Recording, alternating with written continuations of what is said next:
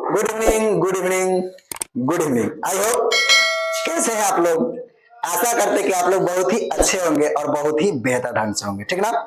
तो जैसे कि हमने पिछले वीडियो में पढ़े हुए थे कि इकोलॉजी किसे कहते हैं और इकोलॉजी का खोज किसने किया गया था, ठीक ना। तो इकोलॉजी का जो नाम जो दिया था वह एक छेक्टर नामक जंतु वैज्ञानिक ने उसका परिभाषा दिया हुआ था, ठीक ना। और इसी प्रकार से इकोलॉजी को पढ़ते हुए हम लोग आगे की ओर बढ़े हुए थे और यानी कि पॉपुलेशन के बारे में, कम्युनिटी के बारे में हम लोग अच्छी तरह से पढ़ लिए थे, ठीक ना। पॉपुलेशन का मतलब होता है कि इकोसिस्टम में यानी कि किसी भी पारिस्थितिकी तंत्र में वैसे किसी भी पारिस्थिति में वैसे यानी कि एनिमल्स जिसके एक ही प्रजाति के बहुत सारे संख्याओं जो रहते हैं उसी को हम लोग पॉपुलेशन के नाम से जानते हैं, अर्थात जनसंख्या के नाम से जानते हैं, ठीक ना। तो चलिए आप लोग जल्द से जल्द आइए और एसएसटी मेकर में आप सभी भाई एवं बंधुओं को स्वागत है और जल्द से जल्द आइए और चलिए क्लास का सेशन को आगे की ओर कंटिन्यू करते हैं। और आज का जो सेशन जो है यह मुख्य रूप से यह एनसीईआरटी पर आधारित है। एनसीईआरटी एनसीईआरटी पर यह आधारित है और यह मुख्य रूप से 9th to 12th के लिए बहुत वेरी इंपोर्टेंट है, ठीक ना। खास तौर पे यह क्वेश्चन जो है यह 12th के लिए, यह क्वेश्चन जो मुख्य रूप से है यह 12th के लिए, ठीक ना। लेकिन चलिए हम लोग सबसे पहले देखते हैं कि इकोसिस्टम क्या है, क्योंकि हम लोग इकोलॉजी पढ़ रहे हैं, ठीक ना। तो इकोलॉजी जब पढ़ रहे हैं तो इकोलॉजी में सबसे पहले हम लोग देखते हैं कि इकोसिस्टम क्या है और इकोसिस्टम के बारे में हम लोग अच्छी तरह से चलिए चर्चा करते हैं, ठीक ना। तो चलिए सेशन को कंटिन्यू करते हुए हम लोग टॉपिक के आगे की ओर बढ़ाते हैं और आज का टॉपिक का सबसे फर्स्ट क्वेश्चन जो है वह है इकोसिस्टम। वह क्या है मुख्य रूप से, तो इकोसिस्टम, ठीक ना। तो चलिए आज का टॉपिक पे हम लोग चर्चा करते हैं और आज का टॉपिक जो है यह मुख्य रूप से इकोसिस्टम है, ठीक ना। What is eco, what is eco, SYSTEM, what is ecosystem, ठीक ना। हम लोग देखते हैं कि पारिस्थितिकी तंत्र क्या है, सॉरी पारिस्थितिकी तंत्र या परितंत्र क्या है। पारिस्थितिकी तंत्र को ही हम लोग परितंत्र के नाम से जानते हैं, ठीक ना। इसी को इंग्लिश में हम लोग इकोसिस्टम के नाम से भी जानते हैं, ठीक ना। तो चलिए देखते हैं कि इकोसिस्टम क्या है, ठीक ना। तो किसी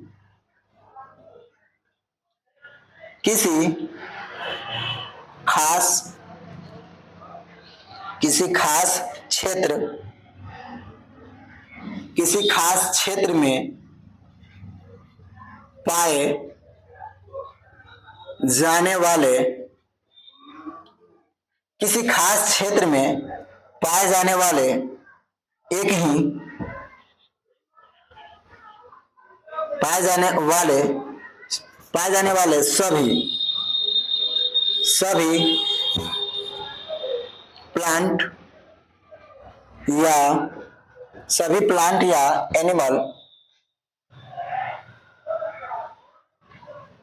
प्लांट या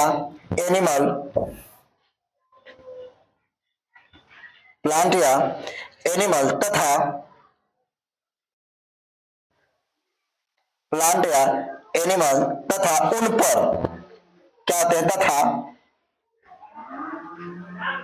उन पर पड़ने वाले प्रभाव के समय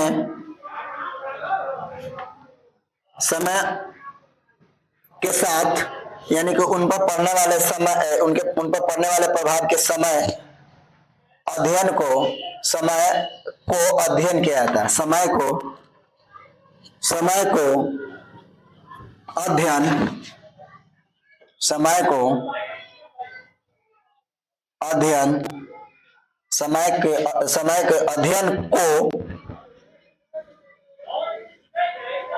परिस्थिति तंत्र या परितंत्र, परिस्थिति तंत्र या परितंत्र,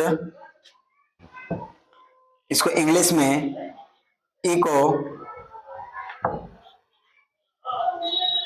इकोसिस्टम कहते हैं। ठीक ना। तो इकोसिस्टम किसे कहते हैं? तो किसी खास समय अंतराल में, ठीक ना, यानी कि किसी खास समय अंतराल में जब उसके सभी प्लांट्स या एनिमल पर या उन पर पड़ने वाले सभी प्रभाव के साथ जो समय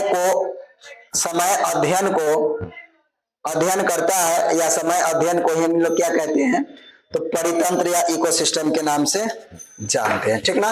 तो चलिए इसका आगे का जो टॉपिक जो है वो हम लोग बायोस्फीयर के बारे में जानते हैं कि आखिर बायोस्फीयर क्या है, जीव मंडल क्या है। तो इकोसिस्टम में जितने भी पारिस्थिति अर्थात इकोसिस्टम या पारिस्थितिक तंत्र में अनेक प्रकार के इकोसिस्टम रहते हैं, अनेक प्रकार के पारिस्थितिक तंत्र मिलकर क्या करते हैं, एक बायोस्फीयर का निर्माण कहलाता है, अर्थात जीवोम का निर्माण कहलाता है। ठीक ना। तो चलिए नेक्स्ट पॉइंट हम लोग देखते हैं कि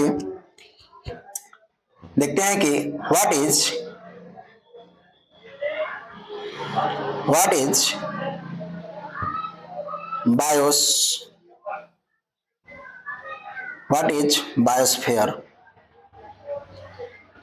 व्हाट इज बायोस्फीयर?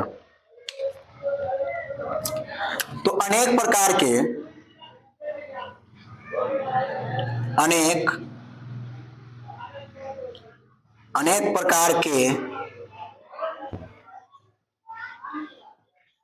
प्रकार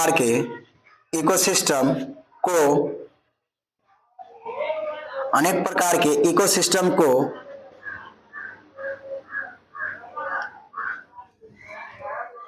मिलाकर जीवमंडल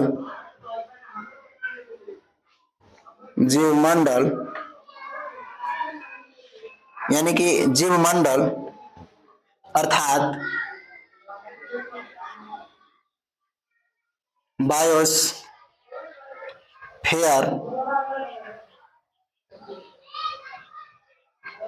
बायोस्फीयर कहलाता है।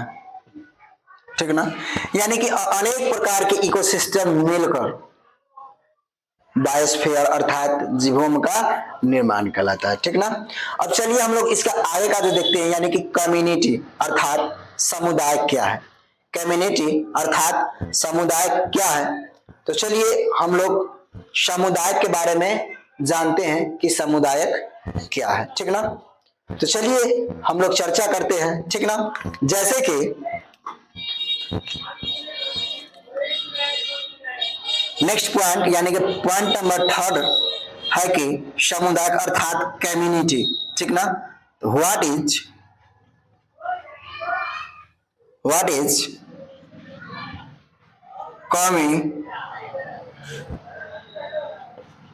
कम्युनिटी अर्थात समुदायक, अर्थात क्या आता है, समुदायक क्या है। ठीक ना। अर्थात समुदायक क्या है? तो चलिए इस पे हम लोग चर्चा करते हैं।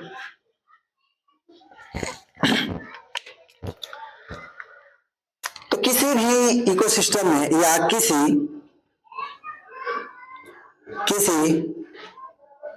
खास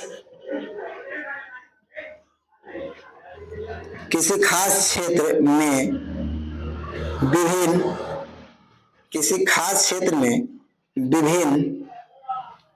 विभिन्न प्रकार के प्लांट या एनिमल, चलिए जानवर लिखा गया, कोई बात नहीं है, जानवर, पौधे या जानवर, प्लांट या एनिमल के पॉपुलेशन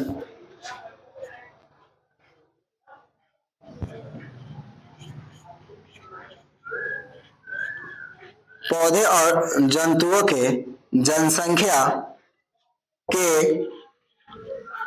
जनसंख्या के समूह को समुदायक कहते हैं। समूह को समुदाय कहते हैं, ठीक ना। यानी कि किसी खास क्षेत्र में विभिन्न प्रकार के जीव जंतु अर्थात पेड़ पौधे जीव जंतु विभिन्न प्रकार के पाए जाते हैं, ठीक ना। तो जो विभिन्न प्रकार के जीव जंतु पाए जाते हैं जिसकी संख्या के समूह को, यानी कि उस पूरे संख्या के समूह को हम लोग क्या कहते हैं, उस पूरे संख्या के समूह को हम लोग समुदाय के नाम से जानते हैं। चलिए इसका और नेक्स्ट पॉइंट भी हम लोग देखते हैं कि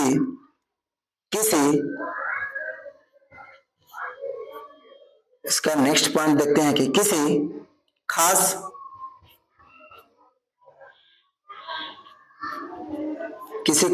स्थान पर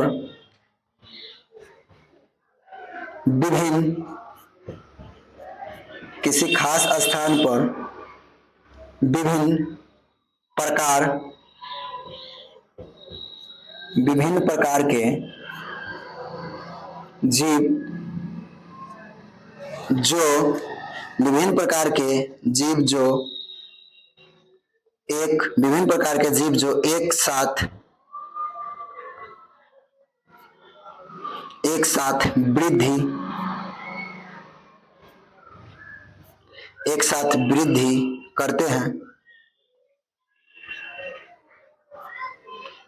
वृद्धि करते हैं तथा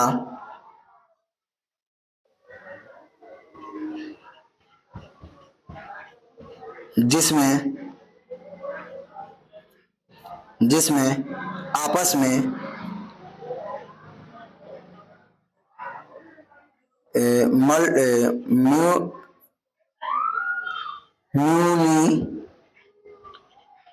एडजस्टमेंट होता है,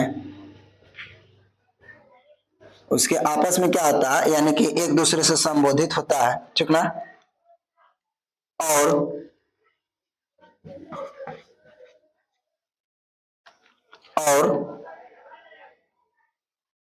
जहां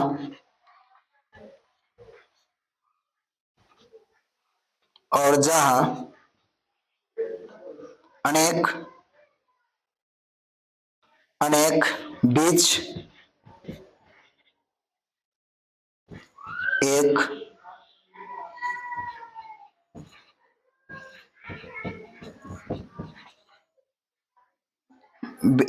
vertical attraction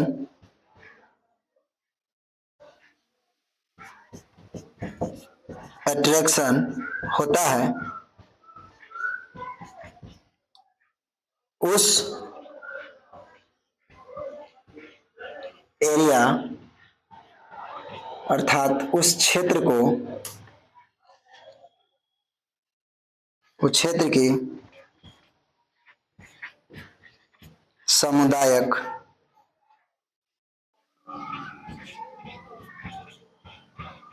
कहते हैं। मुख्य रूप से क्या करते हैं कि उस क्षेत्र को हम लोग समुदाय के नाम से जानते हैं, ठीक ना। तो समुदाय किसे कहते हैं, यानी कि कम्युनिटी क्या है, तो यानी कि किसी खास क्षेत्र में विभिन्न प्रकार के प्लांट्स या एनिमल, किसी खास क्षेत्र में विभिन्न प्रकार के प्लांट्स या एनिमल के जनसंख्या, यानी कि उसके पॉपुलेशन, यानी कि उसके जो भी संख्या है, उसकी जो भी मतलब जानवर के एक दूसरे के मतलब जो भी जनसंख्या है, उसी को हम लोग उसी समूह को हम लोग समुदाय के नाम से जानते हैं। या किसी भी खास क्षेत्र में विभिन्न प्रकार के जीव जंतु एक साथ वृद्धि करते हैं, यानी कि किसी भी खास क्षेत्र में विभिन्न प्रकार के जीव जंतु एक साथ वृद्धि करते हैं, जिसमें आपस में क्या रहते हैं, आपस में एक जैसे समानता यानी कि विभेदता मतलब होता है, ठीक ना। और जहां अनेक बीच एक यानी कि वेरिटिकल अट्रैक्शन होता है, यानी कि एक दूसरे को अपने ओर आकर्षित करता है, ठीक ना। इस क्षेत्र के एरिया को हम लोग क्या कहते हैं, इसी क्षेत्र के एरिया को हम लोग समुदाय के नाम से जानते हैं, ठीक ना। इस क्षेत्र के एरिया को हम लोग क्या क्या चीज के नाम से जानते हैं, तो मुख्य रूप से इसी क्षेत्र के एरिया को हम लोग समुदाय के नाम से जानते हैं, ठीक ना। तो आई होप, मुझे लगता है कि यह क्वेश्चन आप लोग को यहाँ तक अच्छी तरह से समझ में आ गया होगा, ठीक ना। तो चलिए जल्द से जल्द इसका स्क्रीनशॉट ले लीजिए ताकि हम इसका आगे की ओर चलते हैं, ठीक ना। तो चलिए इसका हम आगे की ओर बढ़ते हैं, ठीक है। तो आज हम लोग अभी फिलहाल में 3 क्वेश्चन देखे हैं। फर्स्ट क्वेश्चन है इकोसिस्टम यानी कि परितंत्र या पारिस्थितिकी तंत्र क्या है। उसके बाद हमने बायोस्फीयर के बारे में पढ़े और बायोस्फीयर के बाद हम लोग ने कम्युनिटी के बारे में पढ़े, ठीक ना। और चलिए अब इसका आगे का जो टॉपिक जो है वो हम लोग बायोमेस के बारे में पढ़ते हैं कि बायोमेस क्या होते हैं, ठीक ना। बायोमेस की हिंदी में हम लोग जीवोम के नाम से भी जानते हैं, ठीक ना। तो जैसे कि व्हाट इज बायोमेस, ठीक ना, अर्थात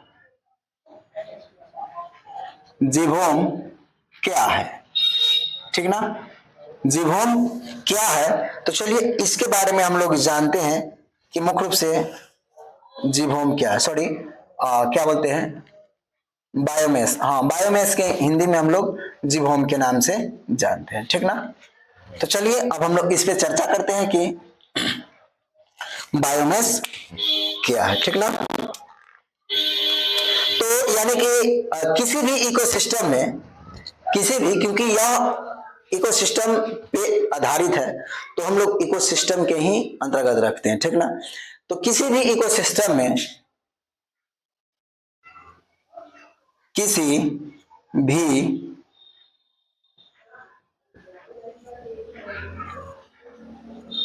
भी इकोसिस्टम में किसी भी इकोसिस्टम में इकोसिस्टम किसी भी इकोसिस्टम को समस्त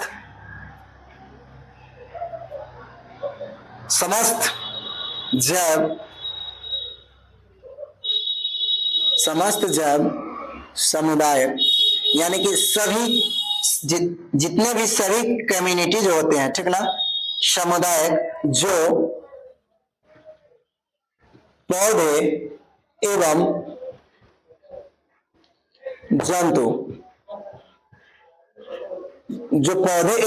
जंतु अर्थात प्लांट्स या एनिमल, कम्युनिटी यानी कि प्लांट्स या एनिमल, ठीक ना, प्लांट्स या एनिमल के समूह को, प्लांट्स या एनिमल, चलिए लिखते ही हैं, plant and animal community, plant animal की कम्युनिटी को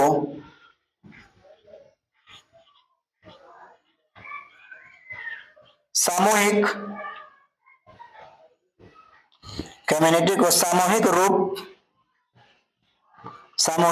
को जीवोम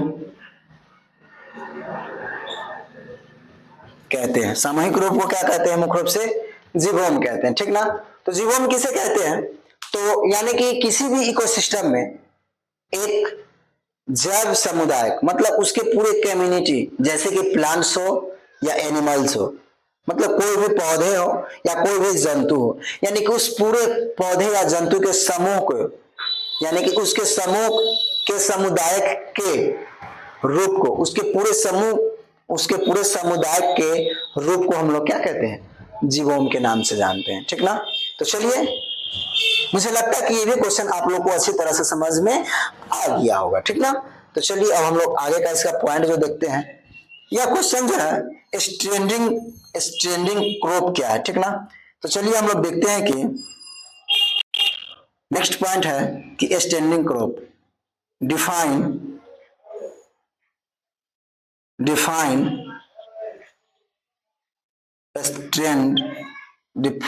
standing crop। यानी कि क्रॉप के मतलब चक्र, स्टेनिंग यानी कि फसल चक्र क्या होते हैं, ठीक ना। तो चलिए हम लोग देखते हैं कि इसके बारे में हम लोग अध्ययन करते हैं, ठीक ना। तो जैसे कि किसी भी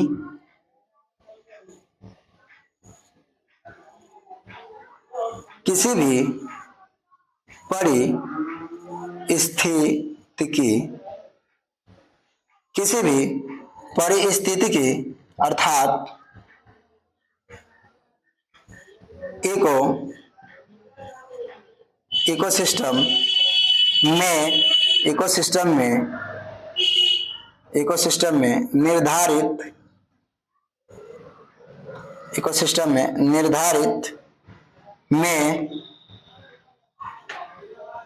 निर्धारित में उपस्थित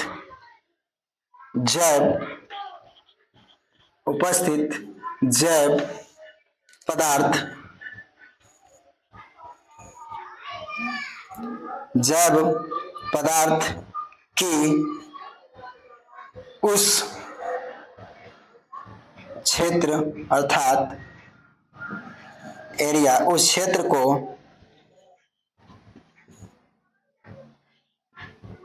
स्टैंडिंग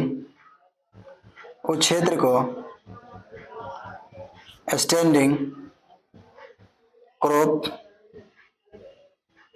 कहते हैं, ठीक ना। तो स्टैंडिंग क्रॉप किसे कहते हैं, तो मुख्य रूप से स्टैंडिंग क्रॉप जो होते हैं, ठीक ना, या स्टैंडिंग क्रॉप जो होते हैं कि पदार्थ के क्षेत्र, यानी कि पदार्थ की क्षेत्र किसी भी परिस्थिति में निर्धारित जैव पदार्थ किसी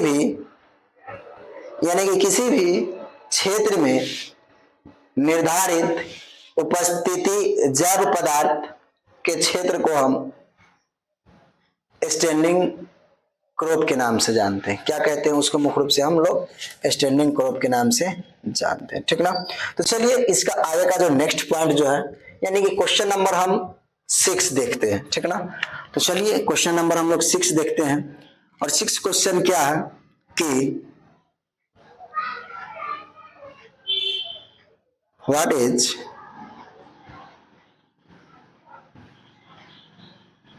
बायोमेस, ठीक ना, अर्थात जीवोम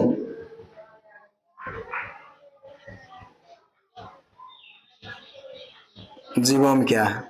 अभी जस्ट हम लोग, अच्छा, बायोमेस अर्थात नहीं, ये बायोमास और यहाँ पे क्या है, बायोमेस। ये था बायोमास और हम लोग यहाँ पे देखते हैं कि बायोमेस क्या है, ठीक ना। बायोमेस क्या है और बायोमेस के बारे में चलिए हम लोग देखते हैं और इसके बारे में हम लोग अच्छी तरह से देखते हैं, ठीक ना। तो यानी कि इसका आंसर से हम लोग चलते हैं कि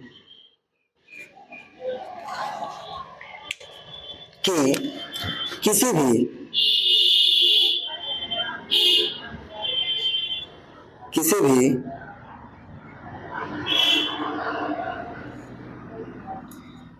इकोसिस्टम अर्थात परिस्थितिकी तंत्र में, किसी भी इकोसिस्टम में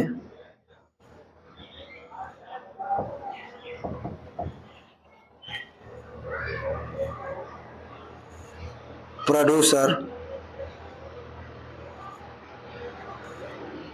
कंज्यूमर तथा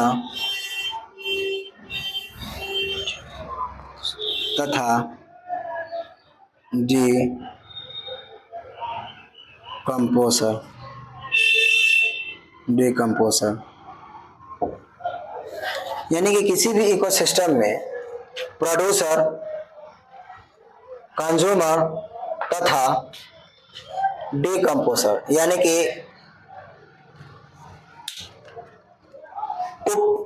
उपभोक्ता, ठीक ना।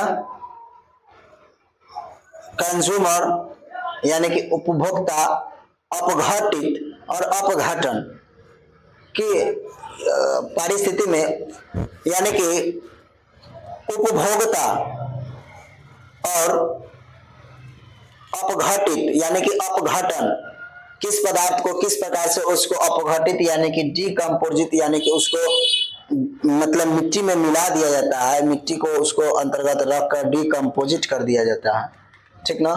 डिकम्पोजर तीनों मिलकर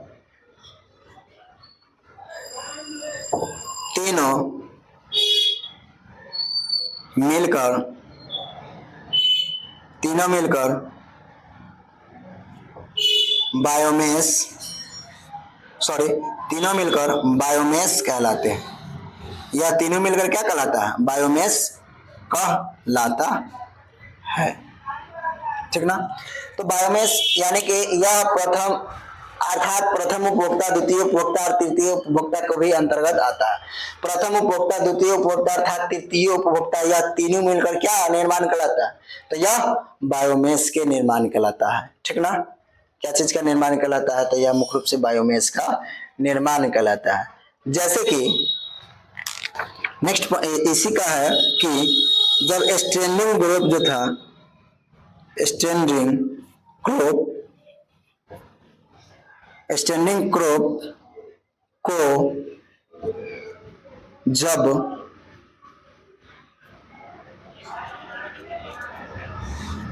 धनत्व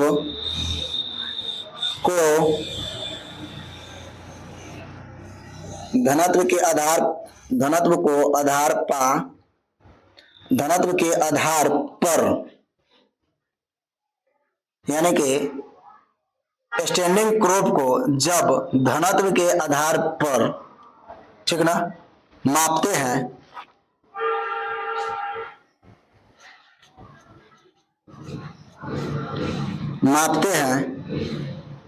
तो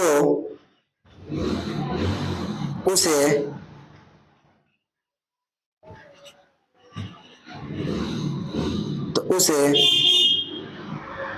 बायोमास कहते हैं,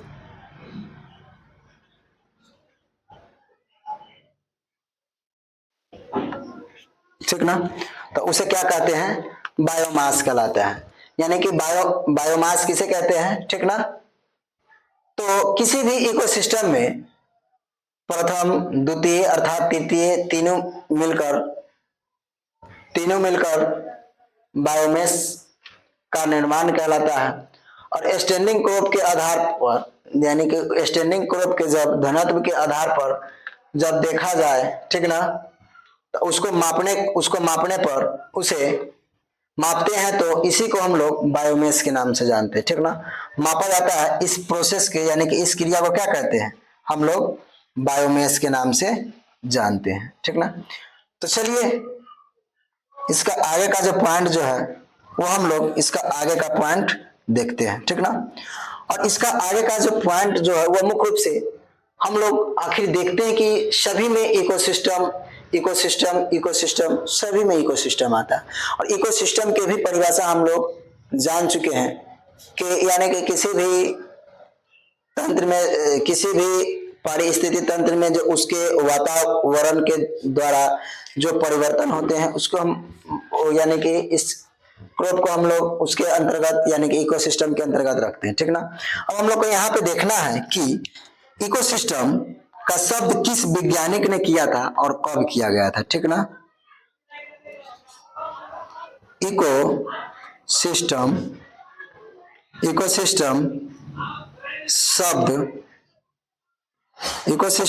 शब्द का प्रयोग सर्वप्रथम दिया, यानी कि यह 7 नंबर क्वेश्चन है, ठीक ना। तो इकोसिस्टम का प्रयोग सर्वप्रथम किसने दिया, ठीक ना। तो इकोसिस्टम का जो प्रयोग जो है इसका सर्वप्रथम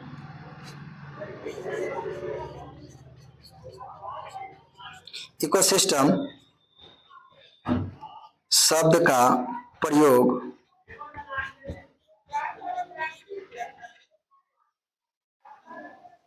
सर्वप्रथम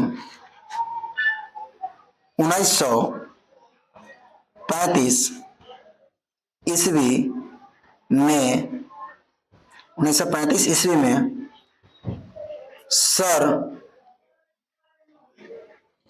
आर्थर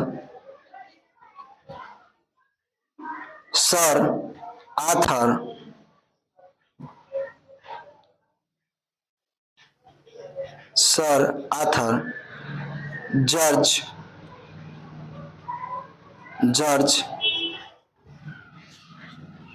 ट्रेंसलर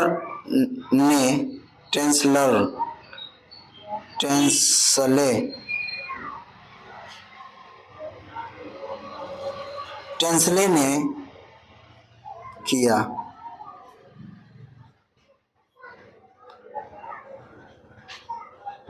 इकोसिस्टम का यानी कि सर्वप्रथम प्रयोग किसने किया?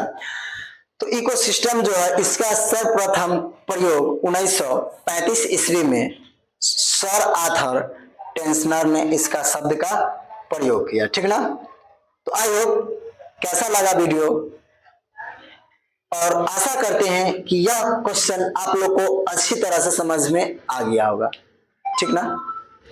तो चलिए, जैसे कि आज हमने 7 क्वेश्चन को कवर कराया। ठीक ना? इसी प्रकार से हमने प्रतिदिन 6, 7, 8 इसी प्रकार से हमने प्रतिदिन क्लियर कराते हैं। ठीक ना? ताकि अगर आप लोग प्रतिदिन 6 से 7 क्वेश्चन अगर क्लियर कर लेते हैं तो भी मतलब बहुत हो जाता है, और इसी हिसाब से अगर हम लोग चलते रहें तो मुख्य रूप से 10-15 दिन में हम लोग इकोलॉजिकल चैप्टर जो है वह खत्म कर लेंगे। ठीक ना? तो चलिए, आई होप आशा करते हैं कि आप लोग का यह क्वेश्चन और यह वीडियो आप लोग को अच्छी तरह से समझ में आ गया होगा। ठीक ना? तो चलिए, अब हम लोग नेक्स्ट सेशन में यानी कि नेक्स्ट वीडियो में हम लोग फिर मिलते हैं नेक्स्ट सेशन लेके। ठीक ना? फिलहाल में तब तक के लिए बहुत बहुत धन्यवाद। ठीक ना?